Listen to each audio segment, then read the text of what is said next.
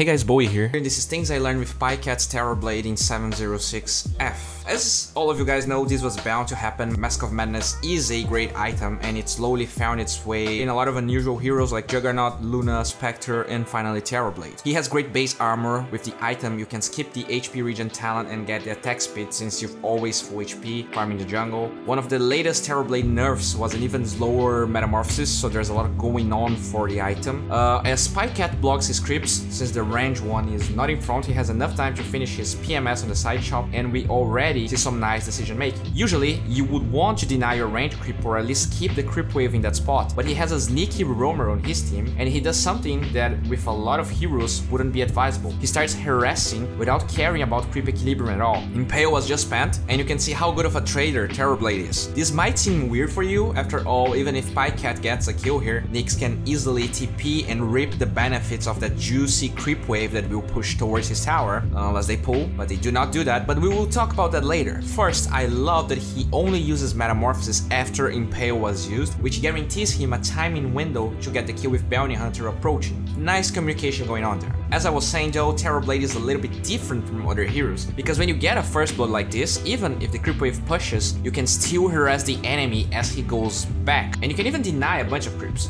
You can see how much emphasis Pjkatt puts in doing all of those things, and in the end, he is one level ahead of Nyx, with first blood gold on top of that. A pretty decent result, I would say. After Metamorphosis ends, you can see that he keeps playing aggressive. That's only because he knows the support is pulling, so it's fine to actually leave his creeps alive a little bit. After that, they focus in getting the creep equilibrium towards his tower until this moment happens. Nyx contests the pull, and I want you to pay attention to how Pjkatt reacts. He walks towards Nyx without committing Metamorphosis before having attack range, because it slows your move speed, and he also conjures an illusion beforehand. With crispy body blocking from Hasta, they get another kill.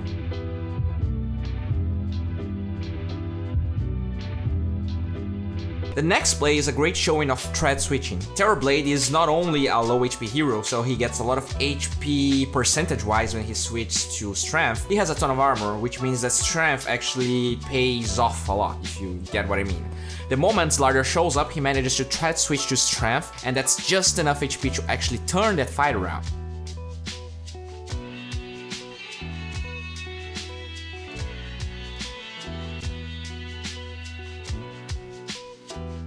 Since he has vision of both Lina and Venomancer in their respective lanes, he even has time to farm those juicy creeps before heading back to his fountain. Usually as a Terrorblade, people have the tendency of thinking they always need to be pushing towers. This game is kinda hard though, since there's a lot of AoE damage and stun coming from the offlaner and the supports. Even Lina, I mean. Meaning that using meta to take the tower will be both slow and hard, since his illusions will die to pretty much one impale. Because of that, the next best use of his skill is farming a stack, so he stacks for himself once, then twice. He makes sure to farm the lane creeps beforehand, which also means that the large camp will be slightly easier to clear, since his creeps already did some damage. The cool part of this clip though is how he uses his illusion while he farms it. Not only he keeps drawing aggro with it while he finishes the lane creeps, it also works as vision from that area while he positions himself in a very safe spot, pounding Nyx in the ass as he finishes the creeps.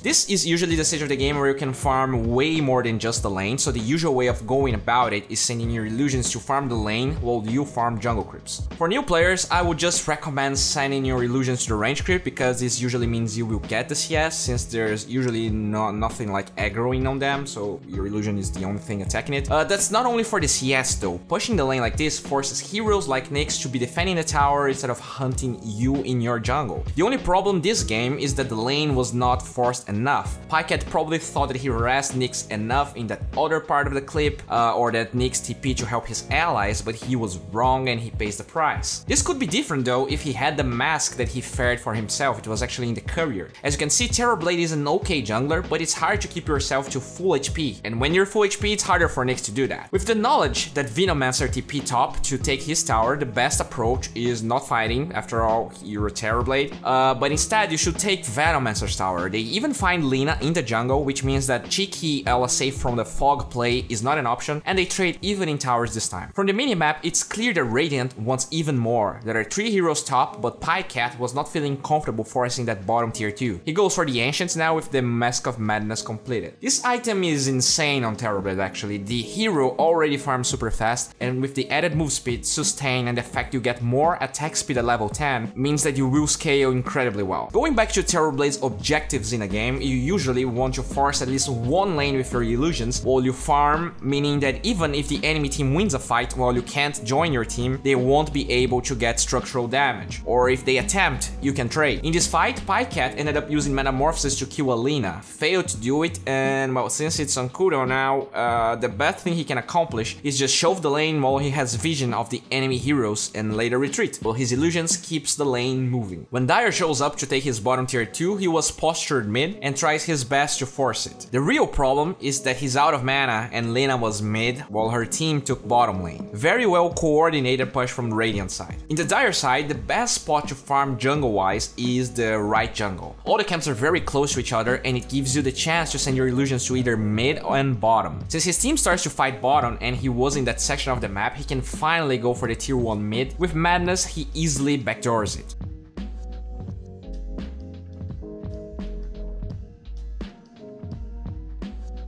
He wants to force another lane while Radiant postured themselves to push mid, but with no vision from Nyx or enough heroes that his only problem is Nyx, he can't really commit for it. As soon as he gets vision though, he already runs towards the tier 3. The fact they have a bounty hunter and a lot of track hit heroes really helps Pjkatt's job too. And in the end, this play alone discourages the enemy team to push, and that's more than enough for now. Since Nyx TP's bottom, Dire starts fighting, and now with Manta, Terrorblade is definitely fit to fight. Again, look how he postured himself. He doesn't blindly rush in. Without BKB and with this build, Terrorblade can't be chain stunned at all. That's also true when you're not playing with Mask of Madness, but I feel like it's even more important in this case. He also doesn't pop Mask of Madness right away in the fight, which shows how the item is more of a farming tool and can later be disassembled to be another item, unlike a Sven that uses it as soon as he initiates. The trigger for Pjkatt to turn it on is Slardar blinking aggressively here, which means he won't be stunned anymore. The fact he used the item on a very low risk part of the fight gives him the chance to use Sunder after Venomancer shows up. He even tries to deny himself with his Manta illusions. I have to commend him for his efforts, but we also need to flame him. At the end of the day, his play was massive. He forced a key hero back, fought right away after that, but only since he already farmed enough items that his presence was gonna be meaningful in the fight. When Pjkatt respawns, he wanted to hold the push top, but we see a great debate coming from him. His team engages in another fight, and while fighting without Metamorphosis on is almost always a no-no, 2 of the highest net worth heroes in the enemy team are dead. He probably wanted to create a situation where these 3 heroes overextend to try to kill him, giving enough time for Tiny to respawn or something to happen. You can even see that as he approaches the enemies for this Kappa play, he goes for it with Strength Threads. He just saw Nyx and Slardar using their stuns, and Static Storm is down.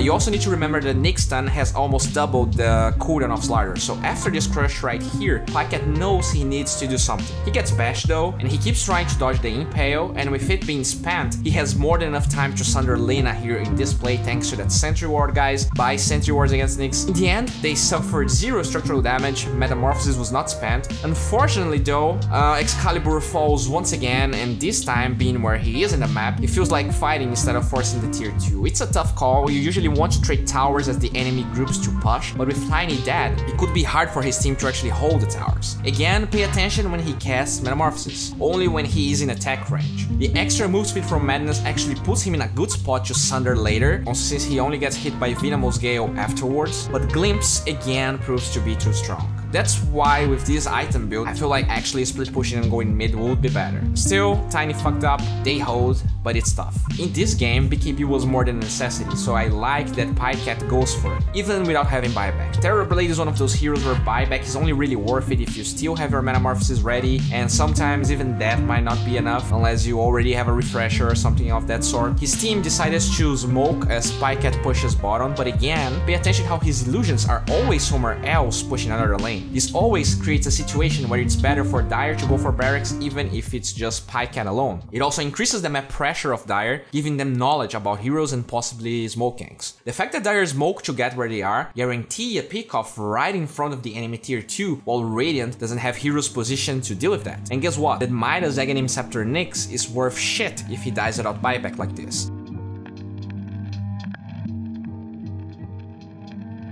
Another great play when going for these sieges is always sending your illusion to the high ground before you go. Even without Nyx, they have a lot of disables that could insta-kill Terrorblade. Also, do you see how he even with Mask of Madness retreats? It's very weird that no heroes from Radiant are showing, and at the same time Glyph was popped, so there's no reason for him to stand in the high ground like that. Radiant was smoked, and at the end of the day I feel like Pjkatt was very cautious here, maybe a little bit too much. It's a tough call, but at the end of the day you need to remember that Lina has travels, and if he dies here his buyback may not be enough to hold the base. Look at the creep equilibrium top. This was more than they wanted though, and they are probably happy with the results. It's not like their lineup is bad at the late game. So let's take a look on how they approach high ground defense here, something that a lot of Terrorblades are not used to do since you usually want to be in the aggressor side. Excalibur goes for a slam dunk. He brings the most valuable hero to their base and they take 80% of his HP. That being said, Pjkatt did not use his meta at this stage. He was stunned, and after Venomancer got away, there is really not a lot of value in him doing that. This is a key fight. His meta and BKB usage needs to be crispy. And even though things seems to be hopeless at this point, he just keeps using the illusions as a means to destroy the wards and like try to buy time.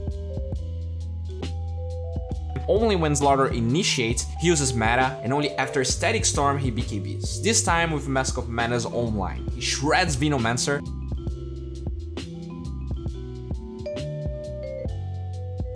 but ends up dying later to Lina. The game is pretty much decided in this fight. In theory, it looks like a bad fight for Dire. They're all clumped up against a Venomancer and a lot of AoE stuns, but this key information that Pjkatt has of Lina TPing mid, with the fact that she was super greedy and farmed the entire wave before getting there, guarantees time for Pjkatt to turn his BKB and meta after the stuns.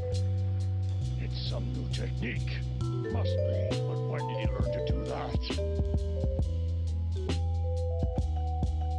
Usually, Mask of Madness is good on Terrorblade because you can disassemble it and build Satanic and Butterfly later. The best part about it though is the early game farming potential it gives you, and I feel like it's fair to say that it helped in a lot of situations, from the move speed to run away, from this next gank unexpectedly, to the damage to take structures or win fights. Pjkatt was being screwed over Glimpse though. There are not a lot of targeted skills this game, and after his BKB ends, being able to avoid Glimpse is key on these fights. So he sells his Mask of Madness to finish Linken's Sphere. Also, he has travels, which means sometimes he maybe wants to split push, and if Disruptor is there, he doesn't want to use BKB only to dodge the Glimpse. So I do agree with his decision making completely. For instance here, when Radiant shows up on his base, he can TP without fearing being glimpsed back.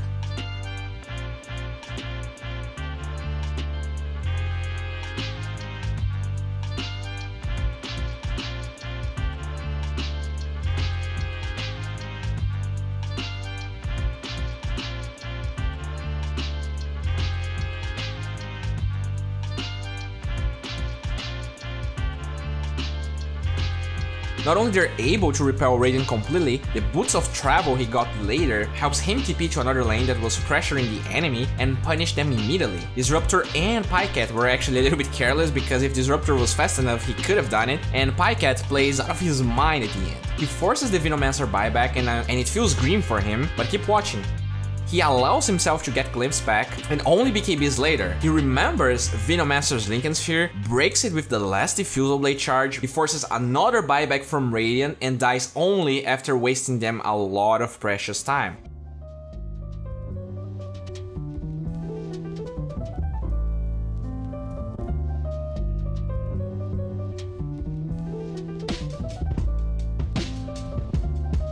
He goes for an instant buyback, knowing that Venomancer doesn't have one, and that's just a free Roshan, and they do all of that in time to start hitting barracks before Venomancer is up. Crispy game. Well guys, as of always, Pjkatt is a huge platform that helped me with this channel ever since I started. They now launch Oracle, this great tool that analyzes your play and just like tells you what you need to do to get better. It shows a lot of stats that I never seen being displayed anywhere, so seriously, just check it out. I feel like it's an amazing listening to. I also want to remind everyone that I'm being coached by BSJ every Sunday. It's been great. I mean, the guy is so humble. He's very down to earth. I just love being coached by him. He usually roasts me a lot, so if you enjoy that sort of thing, you're probably gonna like it too. Yeah, that's it. I'm also playing 6 games a day. I actually promised BSJ that I was going to get 400 MNR to the next session, so I've been playing like a lot of Dota, and just follow me there or we'll never make videos anymore. JK.